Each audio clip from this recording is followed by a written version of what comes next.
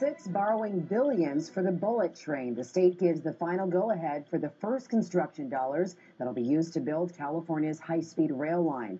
Today's vote by the governing board for high-speed rail comes as the state rushes to break ground this summer on high-speed rail. And it also comes as the project is facing new questions and new lawsuits. KCRA 3's David Boehnig tonight on The Road Ahead. We are reconvening. Today's vote by members of the High-Speed Rail's Finance Committee. All in favor? Aye.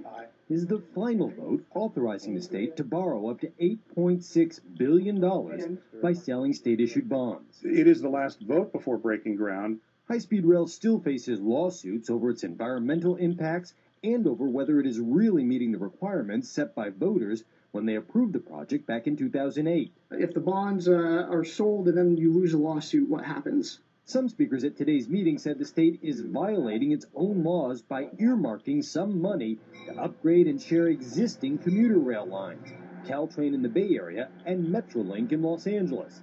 The critics say using those slower lines means the project won't meet the requirement of getting passengers from LA to San Francisco in 2 hours, 40 minutes or less. Ridership drops substantially once you hit the 3-hour mark. And if you drop ridership, you drop revenue, and that equals a possible subsidy. The bonds approved today will cost the state up to $700 million a year in interest alone. Paying off the debt could take up to 35 years. Fees paid by commercial truckers will cover the cost, at least initially. Between now and groundbreaking, the state has to pick one of 5 construction bids and start buying land between Madera and Fresno, where the first tracks will be laid. Everything about this project is ambitious, but we've got an excellent team.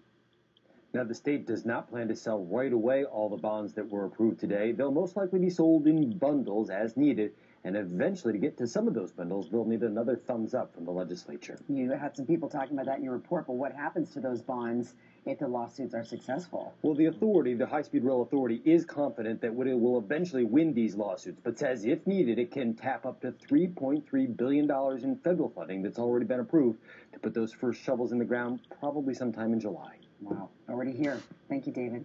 Well, the $8.6 billion in bonds will only cover a fraction of the project's total cost. The federal government has agreed to put in another $3.3 billion. Planners are hoping that the feds and private investors eventually kick in. The rest of the estimated $68 billion total price tag, but so far that money has yet to materialize.